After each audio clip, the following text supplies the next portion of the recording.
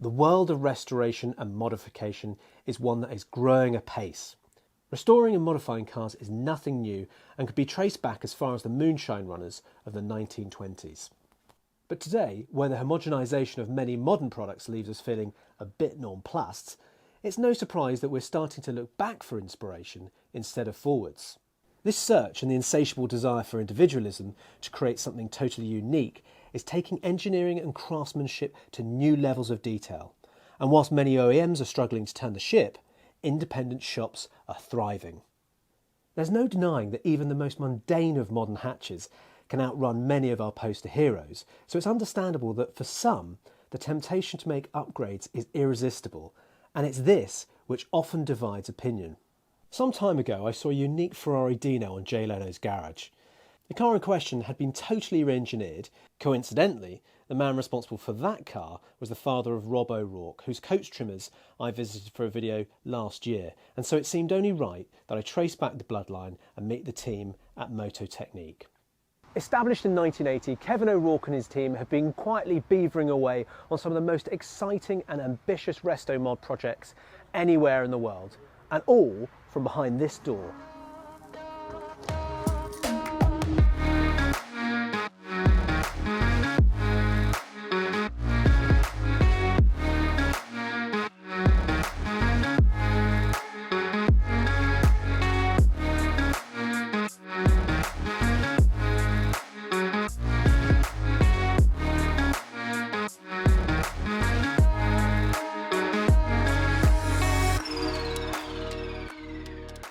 Standing here, you immediately sense that this is no ordinary workshop. There are Dinos in various states of restoration, and then there's a pair of Ferrari 308s being modified up on the ramps. It's clear that this is a very special place, and if that wasn't enough, there's a Verde Lamborghini Miura squirreled away at the back of the workshop. So to learn more about what's going on underneath these beautiful cars, we need to talk to Kevin O'Rourke. Kev, thanks for inviting us today. You're welcome. I'm getting very distracted by all the cars here, and before we start talking about what's surrounding us, I just want to sort of go back a little bit into how you got here and a bit of the background, and then we can start talking about this magnificent machine. Oh, okay. So I had built my first Dino, had all the fun with it, and then we got the chance to buy a freehold factory. Yeah. So I sold the Dino to raise the deposit. Yeah, been a great investment. It's a very good investment. By the looks of things, just looking at everything that's around us today. And so how long have you guys been here? Oh, 1990 we moved here. 1990. So 30 years. 30 years. And before that we were 10 years in an old workshop in Chertsey. And we're standing by your Dino, your Evo, which you've put together. And this one is very much your baby, but also helps kind of evolve things for customers as well. Yeah, it's very much a working mule, so it's work in progress all the time. We've just refined everything, so it's a joy to drive now. I think we've actually run out of things to refine. We need to start thinking more. Yeah, the next job we will do the faired-in headlights. Yeah, and then I think we'll be there. Well, I bought this car about 16 years ago as a restoration project. Initially, I was going to restore it as 100% Concours original, Class H. Yeah. And then I got the thinking, what if? So many years ago, I had a standard Dino. I entered and won all the Ferrari Concours. We toured Europe in it, had a lot of fun. But you know, everything moves on. Yeah. And so I thought, what if we put a V8 engine in there? And that's what we did. I just happened to have a Ferrari 328 engine under the bench with a gearbox, and we popped it in, and that's what you see here today. Was it the beginnings of that? Was it because you were driving around in your Dino before and thinking this could be better? There's a lack of power here, or were there any sort of things that you thought actually it'd be nice if we? Or was it just a sort of curiosity thing?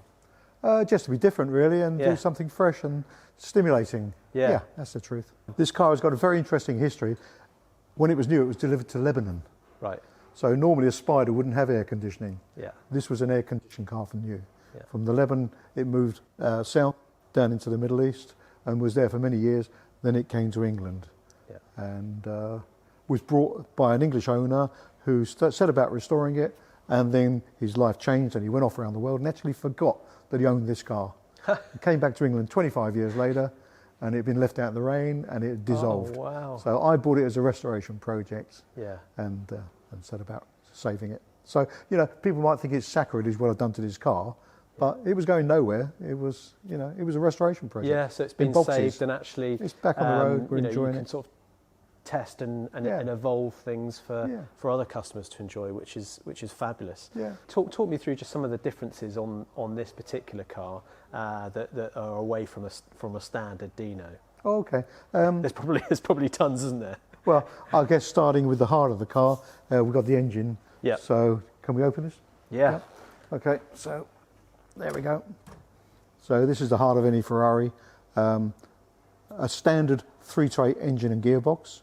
And then the fuel injection is from a 355 Ferrari. Wow. And then we've built in a very ingenious airbox system. So fresh air comes in and then pops around into the venturas of the injectors.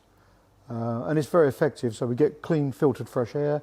And we were worried about a power drop because of the obstructions, but it only makes 5 brake horsepower difference at 8,000 revs. And what's the total brake horsepower of this one now? This is 300 horsepower. 300. 298. In a car that weighs sort of just over 1,000 just kilos. over 1,000. Yeah. That's So fantastic. it's good power to weight ratio. And with the extra power and sort of presumably weight as well of this engine, do you then have to upgrade the chassis for sort of torsion rigidity and things like that? Yes. So while we were building the car, we sensibly built in a full roll cage, which is integrated and gives very good torsional stability. We've uprated all the wishbones, and then we've got this very fancy nitron suspension. Yeah, looks amazing. Which has got 2 adjustments for compression, and also we have adjustments for rebound. So the car is smooth. Yeah, lovely. Really and then in terms of cooling, then the uprated radiators at the front of the high efficiency radiator at the front. Yeah. With twin Spall air fans, very similar to the F40 setup. Yeah, amazing. When we were building the car, I was very worried about keeping everything cool, but it's never been an issue. Never have been. Never. No, this will run in traffic in the heat of height of the summer without any problems at all. It's really good. Yeah. And standard transmission or upgraded transmission? It's a standard 3-to-8 transmission. Yeah. You know, one of the things that I was interested in sort of over the last sort of 40 years that you've been working in this business, what do you think has changed to sort of get us to where we are now with this sort of? It feels to me, and maybe it's because I'm kind of new coming into it, very much like there's been this explosion of restomodding. Yeah. So what do you think it is about the time we're at now as to why that's now sort of taking on quite a sort of surge in popularity? I think we've got a more open-minded clientele now. I think in the old days everybody was 100% originality, and indeed, we've done that for over 40 years, and we can still do that work. But it's very exciting to open up and push the boundaries and get involved in stuff that excites you. Right, so the paint, Kev, on this one, this is a bespoke colour. Yes. And how did it come in? Because this was just a raw body at the start, wasn't it? Yeah, so it's funny, when you come to paint your own car, you sort of murder yourself over agony, just deciding what colour. It had to be something special. And so this is actually a candy apple finish. So you paint the car with a very vibrant coarse silver, and then you take a very, very dark maroon, and you reduce that, spray that over the silver, and then clear lacquer to protect it. And the effect is that the light goes through the maroon and bounces off, and so you get this very sharp, clean colour with a flip tone, but you can't see any silver particles. So. No, it's beautiful actually. It's really it's a really deep colour, but you do get that sort of cherry shine to it as well, don't you? Yeah, and it just changes with the light during the course of the day. Yeah. So I love it. And it's a very special colour. It's called Rosso Cavino. Rosso Cavino. Oh dear, very good, very good. Well, it's a lovely colour. There's a couple of other Dinos that you're working on. Well, about 4 that I've seen today already. And so this red Dino over in the corner workshop over here. Yeah. What's happening to this one here? We're rebuilding the engine and gearbox. Yeah. And doing some cosmetic bits. But that's an original car, and that's how the customer wants that car kept. Yeah, that's nice because you get sort of different clientele coming through. Yeah. So there's sort of purist restoration as well as those who want the modification side of things as well. And then a brace of 308s up on the ramps here. Yeah, so the black car is actually finished. Yeah. And so that's 400 horsepower. So that's been taken from 3 litre to 3.8. We changed the bore and stroke. That's amazing. Fuel injected it. I love the black and gold as well. The gold wheels look brilliant, and I noticed that there's a couple others leading up against the ramps here. We've been trying various styles of wheels to see which the customer appreciates most. We have the red car, which is sort of halfway through its build. Yeah. So we're just building the engine and gearbox for that, and in the meantime we're building the suspension and setting up the brakes. So what engine is this red one going to have? This will have a 3.8 conversion. Yeah. So up from 3 litres. So same spec as the black car, really. Yeah. Fantastic. Mechanically. Yeah.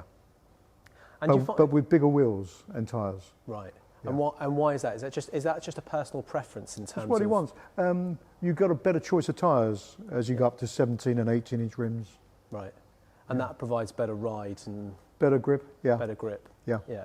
So Kev, this is the 308 that we were referencing earlier on. So this one started life as a 308 GTB. Correct. And has been now uprated to a 3.8 litre engine. Yes. And so what we're looking at in here, obviously you're standing in there where the engine will eventually be mounted in. And then we've got to have uprated suspension and brakes on this to sort of facilitate that all working really smoothly. Yeah. Well, firstly, we make some little subtle changes, gussets to the chassis to spread the load.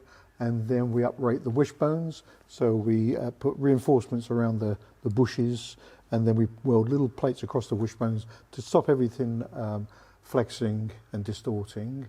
And then we have to make brackets to carry the brake calipers and the bigger discs. Yeah. So there's quite a bit of engineering goes into it, and it's a good fun project to do. So what brakes is this going to have onto here then? This will have the same Brembo brakes as used on a Ferrari 360. Wow, so mega stopping power on those. Yeah. And you've actually got some just the other side, so we'll move around in a second and have a look at those. Yeah. But what are there any challenges in sort of fixing up this setup on here to facilitate those bigger brakes and presumably bigger tires on there as well? It's just a matter of coordinating everything so everything clears and we don't get any sort of obstructions. Also, engineering these brackets, they've got to be designed and they've got to be turned up in a milling machine. Running in all the new brake pipes. It's pretty standard stuff, really. Yeah. No great challenge. Yeah. Not standard having 360 brakes on a 308 though, is it? Let's face it. Yeah, these are quite an upgrade, aren't they? These 360 brakes. What are the standard size of the brakes on a 308 compared to these then? Minuscule. Yeah. In a world. Like a third of the size. Like some milk float tops on those. I'm afraid so. Yeah, but back in the day they were relevant to the power of the engine. They did what they needed to do in relation to the engine of the car then. Yeah. So we have a strengthened chassis, strengthened wishbones, very strong brackets to hold the calipers. Everything's mounted, so it's very, very rigid. So it only goes up and down. Yeah. There's no movement. So the wheelbase remains the same length, whatever the conditions, and that's very important. And then, of course, we fit some very fancy shock absorbers up, which are the Wilbers, the German Wilbers. Very, very good, fully adjustable, and that completes the package beautifully. So the first 308 you did, the green one, which we've seen before, presumably you learned quite a lot from that to sort of help facilitate putting on bigger brakes or changing up suspension setups and things like that. Yeah, so we used that as a mule to set the suspension settings, because that was the first time we'd used the German Wilbers suspension. So now we've got a base setting. Every car's going to be a little bit different, but we know that if we put 3 clicks here on the compression and 2 clicks on the rebound, we're in the ballpark. And then really it's up whatever the client wants. Yeah, when we did the first green car, the client actually flew his test driver over. Did he? Then he came in and spent 2 days with us setting up the suspension. Blimey. He's taking all the fun away from you, Kev. That's the best bit, isn't it? Well, no, the truth was that they set the suspension up for them, and it was too hard for us. Next time, don't worry, send the boys down from collecting cars. We don't mind spending a day doing that for you. Yeah, you're very generous. We're selfless. Very like generous. That.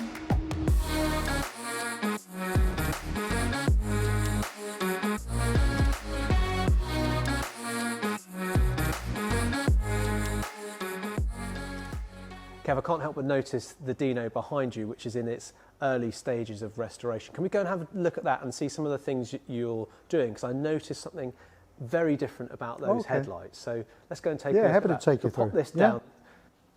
Just lift it up. Lift it up. Pop it down. Just be brutal. Bang. Simple as that. Carbon fibre. You can break it. Right, so another Ferrari Dino then, Kev. What's happening with this one then? Because everything sort of seems to be taken out. You removed everything, and we've got the shell of the car here. Yep. So on this car, we've completed all the chassis strengthening, and it's been shaped up and primed, and it's now ready for colour. But before we put the colour on, we developed these beautiful headlights. So on the David Lee car, we had this. The order was for headlight covers with no visible bolts fixing them in. So we developed this system. On the David Lee car, the lights were flat, just two-dimensional. With this, we've made them three-dimensional. So it's all part of our ever-ongoing development, and I think they really work very well. And just to give them a little modern touch, a little hint of mystery, we've put this perforation around the edge, which I think makes it look very professional. Yeah, that's right. So on this side, I've got the black perforation on the edge, and on your side there, it's the blue, which is the colour of that the bodywork will be in. Yes. So the light in itself will actually look like it's floating, because the first bits you see are these dotted lines that are kind of here. So if you've got the body colour in the exactly the same as the perforated edge, they're just going to look like they're floating. They're going to look fantastic. So we give the client the option: do you want them in body colour, matching in, or do you want them in carbon fibre? Carbon fibre, yeah. And then we bond the lens on. Yeah. So the lens starts. You start with it like that, and then you cut it and shape it. We make the moulds, and then we form the perspex clear lens. Yeah. We make the moulds, and we form the cowling. Yeah. And then we bring the two together. Yeah. Bond them together. And these will fit any Dino, but they're specifically made to this car. So these they are fit like a glove. Yeah. This is hand in glove. This is made for this car. It won't fit that car. Right. We have to make custom cowls. Yeah. Matched. That's fantastic. But these will fit any car. So we can trim these down, and these will fit any Dino. And this is super light. Yeah, weighs nothing. Yeah, it's lovely. Yeah. You've got something through there that I want to go and have a look at now, which is sort of taking things just that little bit further, isn't it? I think it's true to say it's insane. Yeah. Insane. But we're customer driven. Yeah. That's what the client wants, and it's legal. Let's do it. Practical, we can do it. Well, let's go and have a look at it. Okay.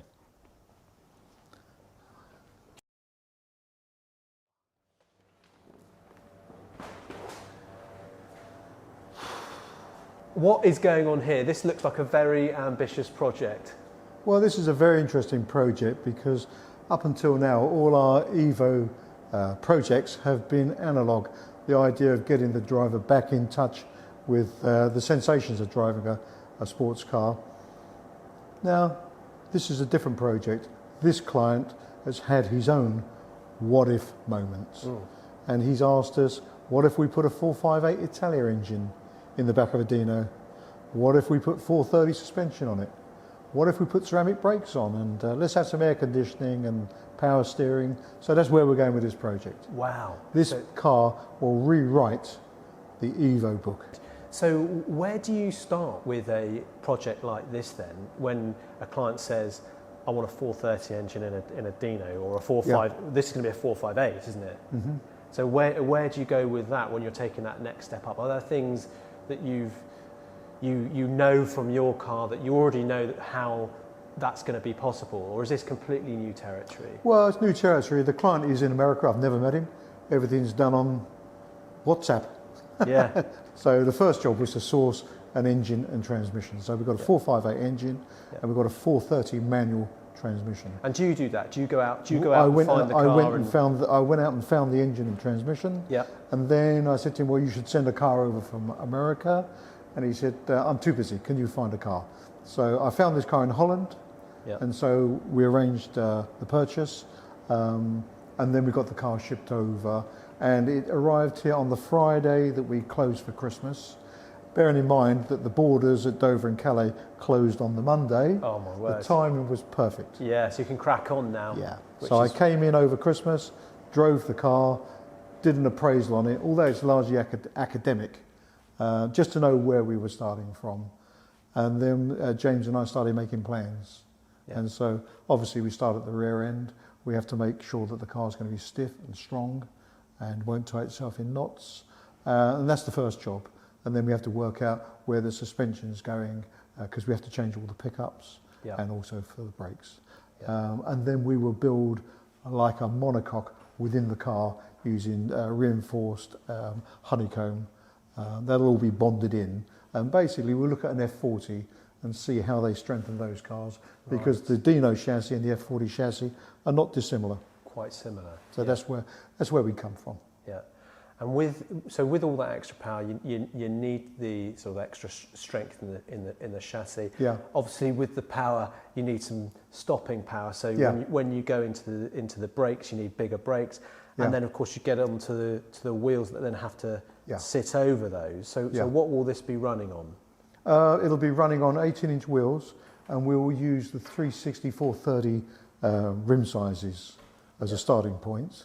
The wheel arches will be extended, as in the chairs and flares style, to cope with the additional width. Yeah, I was going to say, because once they get bigger, you need to sort of bore out a little bit, so you've got the extra room for them. Yeah, yeah. How long from sort of getting that phone call to this car being finished would a project like this take? We'd like to think 10 months, but I think it'll probably be a year. Yeah. And it's also weather dependent, because if we finish the car and it's just, the salt's on the roads, then we're stymied. Can't take it out for so it's a little bit weather dependent. When we first started, we were a pure restoration shop, but then during the course of business over the years, we got into the F40 Le Mans cars. So all the turbo stuff that we learnt about that, and heat dissipation and electronics, it's all up here in these guys' heads. So we can just bring all that knowledge to bear on this. There are those that look at something like this and say, oh, it's sacrilege, you can't possibly do something like that to a Ferrari Dino. Would your kind of response be quite, to counter to that? Actually, we're breathing new life, or in the example of your own car, that was just going to rot away, wasn't it? Yeah. There would have been no car there if I hadn't saved it. But we're not talking about the Mona Lisa here. No. There's only one Mona Lisa. Yes. They made 4,500 Dinos. Yeah. People customised them when they were new. Yeah. And nobody commented. No. People customise brand new Ferraris now. Nobody comments. No. It's only because it's old. This story has been imposed on the cars, and by people whose interest is suited to that. Yeah, absolutely. Yeah. And even the early Dinos, as we were discussing earlier on, had their engines swapped out quite regularly. Yeah, so this whole thing of a matching numbers car, and sort of this fascination with originality and matching numbers. Actually, a lot of the parts were swapped out anyway because they were so unreliable at the time. Back in the day, Maranello concessionaires were running a night shift, and they were swapping engines and gearboxes in Dinos overnight. They then got so over-swamped with work, they had to send cars back to the factory to be recommissioned with new engines and gearboxes. Yeah. So it's quite a natural progression then, isn't it? To sort of. I think if the car won the Targa Florio or Le Mans, then there's a relevance to matching numbers. Yeah. But for a road car, I really don't see as long as it's a Ferrari engine going in there. Yeah. I think you've got to have an open mind. There's room for everybody on this planet. I think that's exactly the point, isn't it? There's room for all tastes, and look, this is somebody's car. This is what they want to do with it. You're facilitating their dreams. We look at the stats now of people sort of taking their driving tests and taking an interest in modern cars, and actually that seems amongst a younger generation to sort of be sloping off. Whereas what you're doing here is getting people very excited about the beauty of these old cars, but then fabulous performance and all the creature comforts that you need. So we've got a new generation that's kind of excited by that, drawn to it, which means that you'll be able to pass on the knowledge that you have, and obviously creating new jobs. So that is a fantastic legacy to have, isn't it? But it's not enough to be drawn in by the dream. You've actually got to live with the reality. Yeah. And if your dream car doesn't start or it breaks down, you're not going to be in love with it for too long. No, that's very true. I'd love to come back and sort of see the development of this car. It'd be wonderful to come back, see how you're getting on, and perhaps when it's finished, we can come with you to sort of see the shakedown and get it out on the road. That would be amazing. Wonderful. It's going to be pretty awesome. I've no Awesome's doubt. an overused word. Yeah. It should be saved for cars like this. No, well, I can well imagine it is. So, look, thank you very much for having us today. We've really enjoyed it. It's cool. With all the talk of the end of the internal combustion engine, it's wonderful to be able to see a thriving industry around these special cars, and what's more, providing an opportunity for a new generation to work on them. It's a place where preservation and innovation can sit quite comfortably alongside each other. Whatever your thoughts on restomods, one thing is indisputable, and that is the passion and craftsmanship that we see at places like this. For more videos, hit the bell icon for notifications for when we publish new content, and while you're at it, why not subscribe? Thanks for watching, and see you soon.